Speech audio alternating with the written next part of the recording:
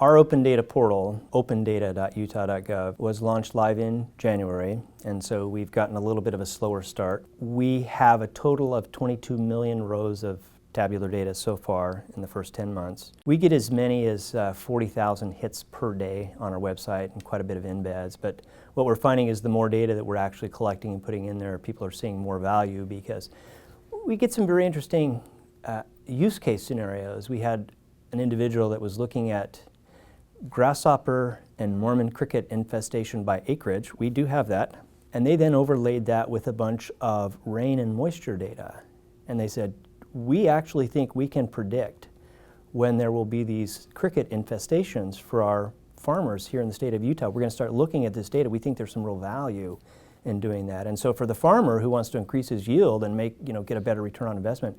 So there are ways I think that you can, when you put all this data in there are ways you can look at it that none of us have really realized just yet. The biggest reason why Utah went down this road is the Transparency Board wanted to have one central location. Taxpayers, citizens, don't want to have to go over here to get their third grade literacy scores for their elementary school, their kids. And then they don't want to have to go here to get their cancer rates for their school district. And they don't want to have to go here to get police data. They want it all in one place. And so what we're doing is really almost like a service to the citizens and taxpayers of Utah. At the state, we're trying to actually put all this up there just to make it really easy for people to look at the county level. And Socrata has really been nice.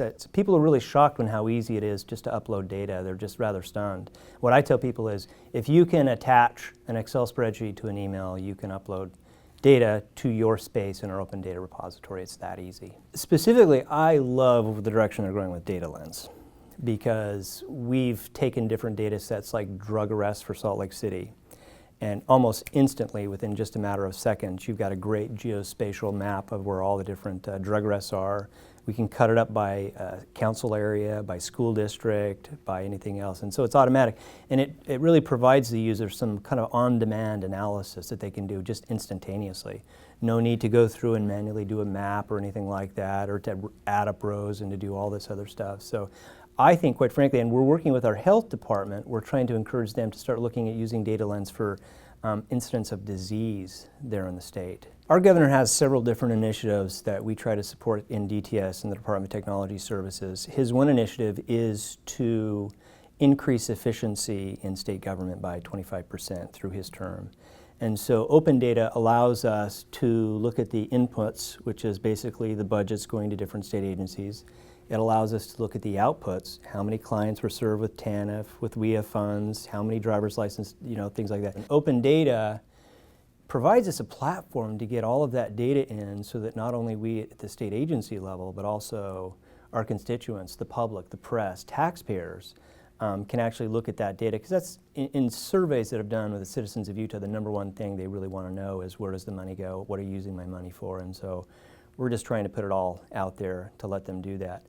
Also, our governor has set a goal to increase the number of STEM graduates in the state of Utah over his term. And because we have so much higher education data in there, we can see the value and what the earnings are for these students that are graduating with these STEM degrees.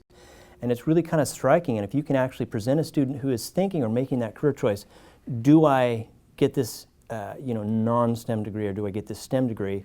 Because we've built and we have all this open data in there, we can empower a lot of them to first-generation students that have never really gone on to college. And if we can show them, you can even get an associate's degree in some of these STEM fields, and you can be making $63,000, almost $70,000 just 2 years out. And they make that calculated decision, I'm going to get that 2 years degree rather than spending 4 or 5 years and taking out all those extra student loans, because we all know student loans have surpassed personal credit card debt here in the U.S. So we're trying to use open data to help students become better informed when they make these career choices.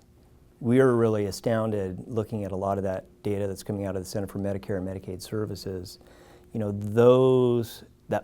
healthcare cost data that's specific to your state, the same exact surgery in the same county can deviate, say, for a knee replacement, anywhere from $65,000 to $35,000 for the same exact surgery. Socrata is nice because it has these built-in APIs, and if there's any data that's in any federal agency's website that's a Socrata site, I can automate it just like that.